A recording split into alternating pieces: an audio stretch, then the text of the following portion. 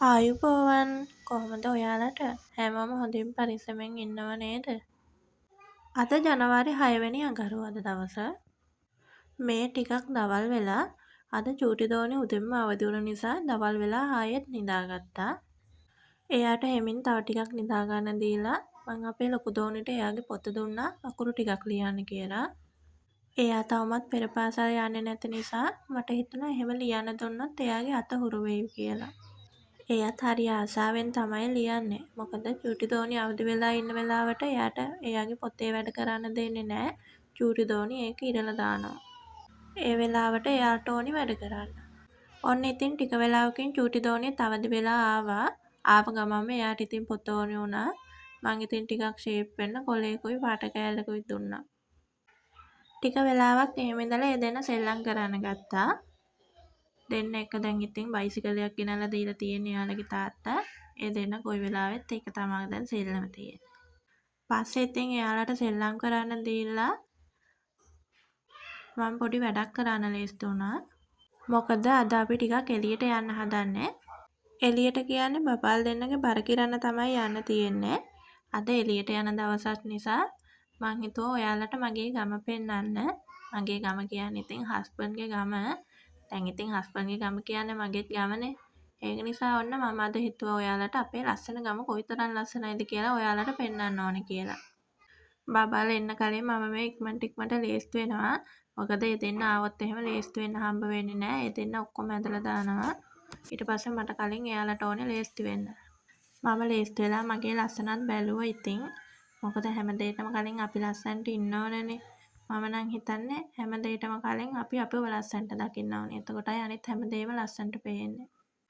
දැන් ඔය බබාලට කිරන්න අවශ්‍ය දේවල් ටික තමයි මම ඔය බෑග් එකට දාගන්නේ. එයාලගේ කාඩ් එකයි අනිත් අවශ්‍ය දේවල් ඉතින් බෑග් එකට දාගන්නවා. මම ඉතින් කොහෙ ගියත් පොඩි බෑග් එකක් තියෙන්නම ඕනේ. බබාලා ඉන්න අම්මලා දන්නවනේ ඉතින් කොහෙ ගියත් බබාලා එක්කන් යනකොට එයාලට අවශ්‍ය දේවල් අරගෙන බෑග් එකක් තියෙන්නම ඕනේ. අපි ඉතින් බලමු අපිත් වැඩේ කරගන්න යන ගමන් අපේ ගමත් කොයි වගේ ලස්සනයිද කියලා. ඔය වෙලාවෙ ඉතින් මම අවශ්‍ය දේවල් ටිකක් ලෑස්ති කරලා බබාල් දෙන්න ලෑස්ති කරලා යන්න පිටත් වුණා. මේ අපි යන ගමන් තමයි ඉන්නේ. පොඩි දෙන්න හරි ආසයි පයින් යන්න. ඒක නිසා ඉතින් මම පයින් එක්කන් යනවා. හස්බන්ඩ් නැති දවසට තමයි අපි තුන්දෙනාට පයින් ගම වටේ යන්න හම්බ වෙන්නේ. දැන් ඉතින් අපිත් මේ යන ගමන් ඔයාලත් බලන්නකෝ අපේ ගම කොයිතරම් ලස්සනයිද කියලා. මට නම් මේ ගම පුදුම තරම් ලස්සනක් තියෙන්නේ. මේ තරම් ගම ලස්සන වෙන්නේ ඉතින් මිනිස්සුන්ගේ උත්සාහයේ ප්‍රතිඵලයක් තමයි මේක. ඒ වගේම සබාදහම නිර්මාණය වෙලා තියෙන්නේ හරි අපූර්ව විදිහට තමයි.